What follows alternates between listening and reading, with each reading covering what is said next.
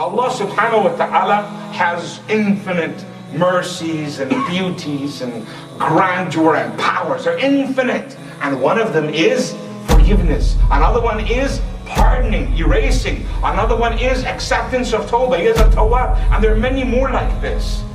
Many more attributes. Who does he spend those on? The angels? In fact, it is a hadith that says, if you did not slip, you did not sin, you did not worship Allah, you did not go back to Him and make tawbah, Allah would erase you, create something else that would sin, that would slip, that would go back and repent and ask Allah to forgive you. That is the very purpose of creation of man. That he turned back to Allah. Everything that is created by Allah, its purpose is ibadah. Everything. But their worship is different. Our worship is tawbah. It's constantly checking.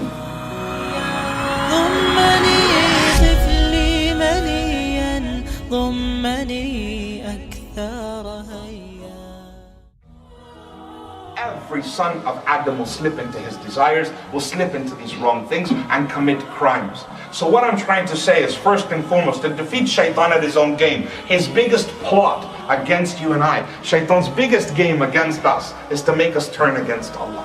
Not commit crimes and those things. That comes second. That's small things to him. But to actually despair and to actually loathe and hate ourselves and think, I am filthy, my sins are great, I am the worst thing in the world. When shaitan does these things, you remember the purpose that we're created for, which is Allah subhanahu wa ta'ala created us this way, so we will turn to His maghfirah, to His mercy, to His forgiveness, to His guidance. Allah Azza wa Jal created us for this very purpose. He has malaika, countless number of malaika that serve Him, obey Him. He has creatures and creations everywhere worshipping Him perfectly. As we said, Inna alhamdulillah, He is praised without us. Allah is not in need of us. He created you and I for the purpose of needing to turn back. And Allah says in the Quran, فَفِرُّ إِلَى اللَّهِ. Run, don't walk, don't think about it.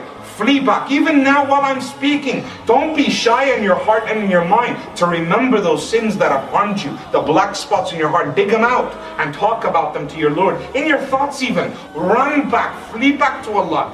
Come back to your Lord.